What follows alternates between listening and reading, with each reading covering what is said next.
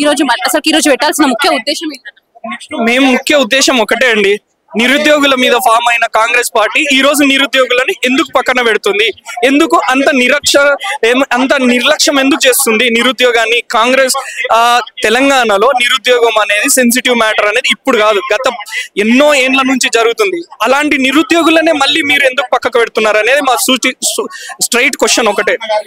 అంటే నిరుద్యోగులే కదా ఈ కాంగ్రెస్ ప్రభుత్వాన్ని తీసుకొచ్చింది, మళ్ళీ ఎందుకు పట్టించుకోవడం లేదనుకుంటే మీరు ఎందుకు అనుకుంటున్నారు? బహుశా వాళ్ళకు మేము అదే ఆలోచన. ఇప్పుడు మా క్వశ్చన్ మార్క్ అదే. మీరు ఎన్నో సందర్భాల్లో గెలిచిన తర్వాత రేవంత్ రెడ్డి ఎన్నో సందర్భాల్లో చెప్పి మేము నిరుద్యోగులు కూడా నిరుద్యోగుల బేస్ పైన కూడా మేము ఈ పార్టీ అనేది ఫామ్ అయింది, మేము అందరం ఈ రోజు పదవులు అనుభవిస్తున్నామంటే నిరుద్యోగులు కూడా ఒక కారణం అని అన్నోళ్ళు మరి ఈ రోజు ఎందుకు మా నిరుద్యోగం అనేది పక్క పెడతాం? మీరు ఎన్నో సందర్భాల్లో స్టార్టింగ్ లో ఏమన్నారంటే ఈ మాట అన్నారు, నిరుద్యోగుల బేస్ పైన మేము ఫామ్ అయినాం.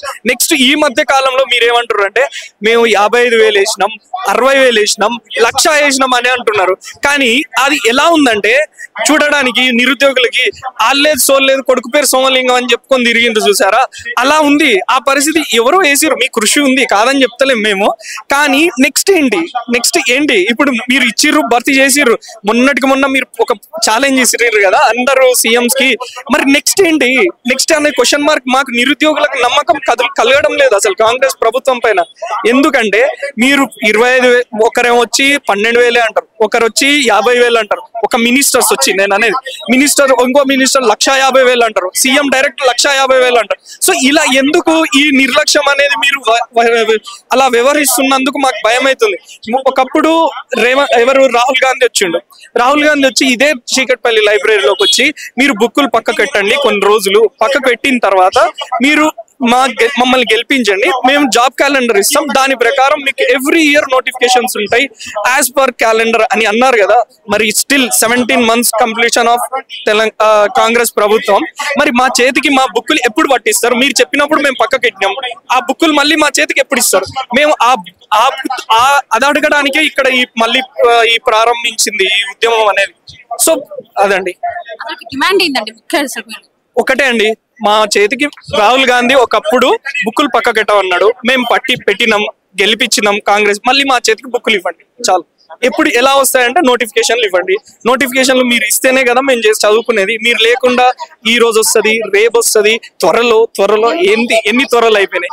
త్వరలో అన్నారు. ఒక విషయం మాత్రం గుర్తుపెట్టుకోవాలి, కాంగ్రెస్ నాయకులు ఎవరైనా సరే త్వరలో అన్నోళ్ళు వాళ్ళ పదవులు పోగొట్టుకొని ఇండ్లలో కూర్చున్నారు. దానికి main reason one of the నిరుద్యోగులే. ఆ విషయాన్ని మీరు దృష్టిలో పెట్టుకొని మీరు త్వరలో అనే ముందు ఈ విషయాన్ని గుర్తుపెట్టుకొని మీరు కూడా ఎక్కువ రోజులు ఉండరా అనేది మీరు ఆలోచించుకోండి. మాకు ఇప్పటికైనా నమ్మకం ఉంది కాంగ్రెస్ పైన, ఎందుకంటే మీరు చెప్పిర్రు రేవంత్ రెడ్డి పైన నమ్మకం ఉంది, మాకు నోటిఫికేషన్లు ఇస్తారనేది, ఆ నమ్మకాన్ని నిలబెట్టుకోండి. ఇంకా మేము ఉద్యమం ఇప్పుడే మొదలైంది, దాన్ని మీరు ఉద్రిక్తం కాకముందే మీరు దాన్ని కంట్రోల్ చేయాల్సిన సమయం అనేది మీకు వచ్చింది. ఇప్పుడు June 2nd కి మీరు రిలీజ్ చేయండి అని మా ఆశ. ఇప్పటికి 15 నెలలు వచ్చి కాంగ్రెస్ ప్రభుత్వం వచ్చి 15 నెలలు అయింది కదా, ఇప్పటి వరకు కాంగ్రెస్ నాయకులు ఎవరైనా మిమ్మల్ని వచ్చి కలిసారా? ఎవరు కలిసిర్రండి?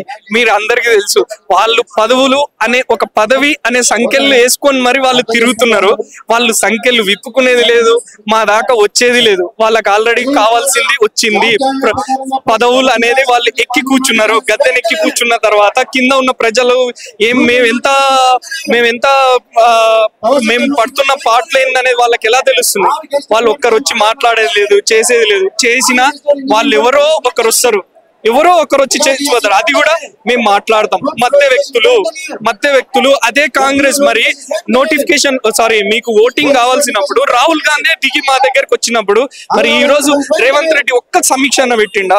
అట్లీస్ట్ మళ్ళీ రాహుల్ గాంధీ గారు గెలిచిన తర్వాత ఒక్కసారైనా వచ్చిండా మా దగ్గరికి? లేదు.